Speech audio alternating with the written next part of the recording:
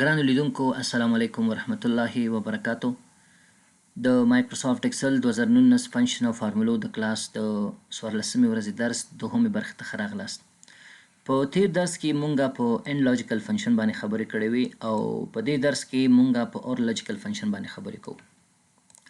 که ستاسو په یاد کله چې مونږ په ان لاجیکل فنکشن باندې خبرې کولې ما تاسو ته وویلې چې کله مونږ په ان لاجیکل فنکشن کې کنډیشن یا شرطونه لیکو که چیرې ټول شرطونه ثابت شي نو نتیجه یې ټرو راځي، که چیرې یو شرط هم پکې ثابت نشي نو نتیجه یې فالس راځي. دا فنکشن چې دی برعکس هغه دی، که چیرې ټول شرطونه ثابت شي خو نتیجه بې دغه نه چې شو ټرو راځي، که چیرې یو شرط پکې ثابت شي نو ټول کینسل شي یعنې ثابت نشي پکې بیا هم نتیجه یې څه راځي ټرو راځي. او که چیرې ټول کنډیشن یا لاجیکل شرطونه یا لاجیکل کنډیشن چې موږ لګولي که هغه چیرې فالس شي نو نتیجه یې فالس راځي. او داغه مثال هم داسې ورکړی و چې که چیرې مونږ یو کس ته وایو چې ماته د صدیق عمر مارکیټ نه کمپیوټر راوړه او مونږ ورته ووایو چې وروره ماته چې کوم کمپیوټر راوړې باید هغه کور آی 7 اوسي، 4 جی بي ډیډیکیټ ګرافیک ولري، 10 جنریشن اوسي، 8 جی بي ریم ولري، 1 ټي بي هارډ ډسک ولري. نو که چیرې یو شرط هم ثابت نشي یعنې که چیرې رام کم اوسي یا ګرافیک کم اوسي یا 10 جنریشن نه اوسي نو بیا یې ماخله، یعنې که یو هم پکې ټرو نه اوسي نو بیا هم هغه پروسه کینسل کیږي. دلته چې دی هغسې نه دی په اور لاجیکل فنکشن کې. دلته موږ که ساده مثال په نظر کې ونیسو هغه داسې دی چې زه فرض مثال خپل ورور ته یا تره زوی ته یا کوم بل دوست ته وایم چې ته لاړ شه ماته یو کمپیوټر راوړه. وګوره که کمپیوټر دی کور آی 7 دی 10 جنریشن دی پیدا کو نو ښه تر ښه، که چیرې کور آی 7 نو کور آی 5 وګوره 10 جنریشن مثلا 8 جنریشن اوسي، 5 جنریشن اوسي، که هغه نو کور آی 3 وګوره. نو په دې معنی که چیرې یو شرط هم ثابت شي یا کور آی 7 اوسي یا کور آی 5 اوسي یا کور آی 3 اوسي، مقصد دغه خبرې چې ما وکړې دا مشخصات چې ما درته درکړل په دې کې یو دانه اوسي نو هغه راواخله.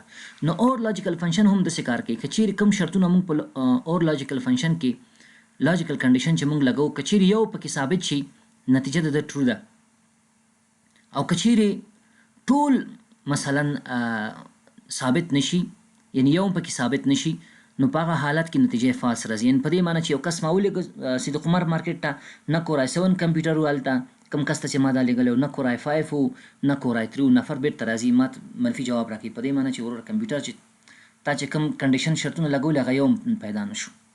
که یو هم پیدا شوی وای د موږ ته مثبت جواب راکوله کمپیوټر یې راوړل راته، دا چې یو هم پیدا نه شو نو موږ ته یې فالس جواب راک. نو اور لاجیکل فنکشن دغسې کار کوي. که ټول شرطونه ثابت شو هم موږ ته ټرو راوړي نتیجه یې، او که چیرې یو پکې ثابت شو هم نتیجه یې موږ ته ټرو راوړي. که چیرې ټول لاجیکل کنډیشن ثابت نشي بیا نتیجه یې موږ ته از فالس راوړي. راځم پریکټیکل کار کوم دلته. دې لپاره راځم مایکروسافټ اکسل خلاصوم.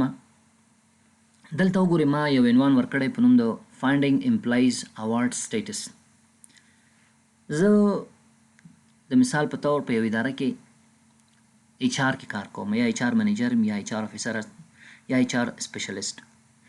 او د ادارې د رهبري خواته نه ماته وویل شو چې ته دغه کارمندانو نومونه چې موږ سره څومره کارمندان دي دا واخله، وګوره چې د دغه د 2010 کال نه تر 2014 کال پورې داسې کوم کس شته چې هغه تر اوسه پورې اوارډ نه یې اخیستی. فایندینګ امپلایز اوارډ سټیټس. نو د مثال په طور زه دلته لیکم چې ما سره یو کس دی په نوم د امید، صحیح شوه.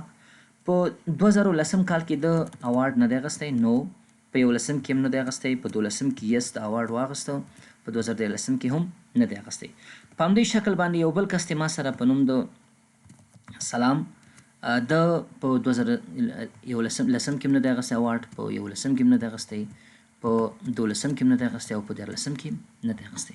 اوس زه غواړم دا معلوم کړم چې کوم کس اوارډ اخیستی دی کوم کس اوارډ نه دی اخیستی. که چیرې یو اوارډ یې اخیستی نو ماته باید دلته نتیجه ټرو راشي. راځم څه کوم لیکم مساوي اور لاجیکل فنکشن استعمالوم. قوس مې شروع کړو، زه ورته یم چې وروره ته وګوره د دغه امید چې زمونږ کارمند دی په 2010 کال چې دا دې کې د اوارډ اخیستی دی که نه دی اخیستی، یعنې 2010 کال د مساوي د یس سره دی که نه دی. او په همدې شکل ته وګوره چې 11 کال دا کال مساوي د یس سره دی که نه دی؟ په همدې شکل 12 او په همدې شکل 14 کال. که چیرې دا د یس سره مساوي نو دلته یو هم پکې یسي ما دلته ټرو ښیي، یعنې په دې معنی چې دې کس چې یو ځل اوارډ اخیستی دی دفتر د رهبري خواته نه، نو دوباره ورته ضرورت نشته چې موږ اوارډ ورکړو. او که چیرې نه یې اخیستی چې موږ ته معلوم شي کوم کارمندان نه دی اخیستی اوارډ چې هغه ته موږ مثلا په آینده کې که اوارډ ورکوو چې هغه کارمندان په نظر کې ونیسو چې هغې اوارډ نه یې اخیستی. نو کله چې زه انټر باندې کلک کړم ما ته ټرو ښیي. ټرو څه معنا؟ یس. ریسیو اني اوارډ؟ یس. دې کس چې دی اوارډ اخیستی په کوم کال کې اخیستی؟ ګور 2012 کې اخیستی.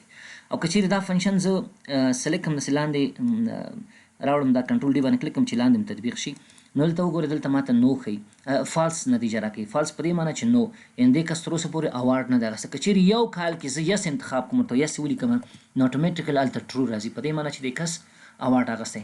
یعنې که په دې شرطونو کې که یو شرط یو کنډیشن هم ثابت شي نتیجه یې ماته ټرو راځي، او که چیرې یو کنډیشن هم ثابت نشي نو نتیجه یې ماته څه راځي؟ فالس راځي. که چیرې ټول ټرو اوسي خو معلومداره خبره ده چې ټول ټرو اوسي نو هغه بیا هم ټرو دی، خو که چیرې یو پکې ثابت هم شي نو ماته نتیجه ټرو راځي. نو دا و دوستانو د اور لاجیکل فنکشن د استعمال یا د استفادې طریقه.